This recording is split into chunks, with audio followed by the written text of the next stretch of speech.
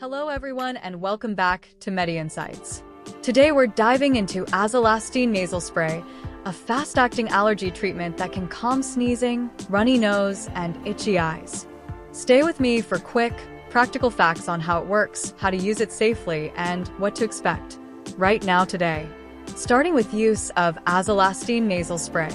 Azelastine Nasal Spray is used to relieve symptoms of allergic rhinitis such as sneezing, runny or itchy nose, nasal congestion, and related itchy, watery eyes. It is commonly prescribed for seasonal and perennial allergies and can also help with non-allergic rhinitis depending on the product. Next, dosage of Azelastine Nasal Spray. Always follow your product label or your prescriber's directions because strengths and dosing schedules vary by brand and formulation.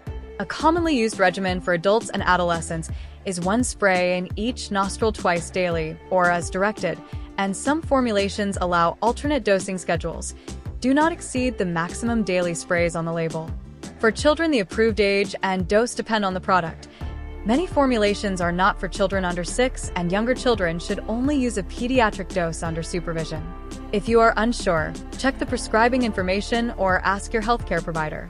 Next, mechanism of action of Azelastine Nasal Spray. Azelastine is an H1 histamine receptor antagonist that works locally in the nose to block histamine's effects, which quickly reduces sneezing, itching, and runny nose.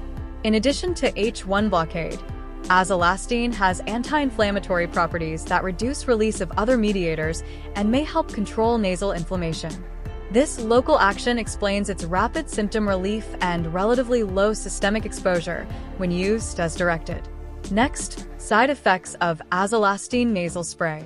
The most commonly reported effects include a bitter or unpleasant taste, headache, nasal burning or irritation, and occasional drowsiness.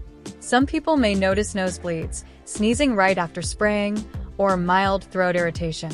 Serious allergic reactions are rare, but seek urgent care for rash, swelling, or trouble breathing. If side effects are bothersome or persistent, contact your prescriber. Next, important advices for using Azelastine Nasal Spray. Prime the spray and follow the instructions for proper head position and gentle aim to avoid spraying directly on the septum, and do not exceed the recommended number of sprays per day.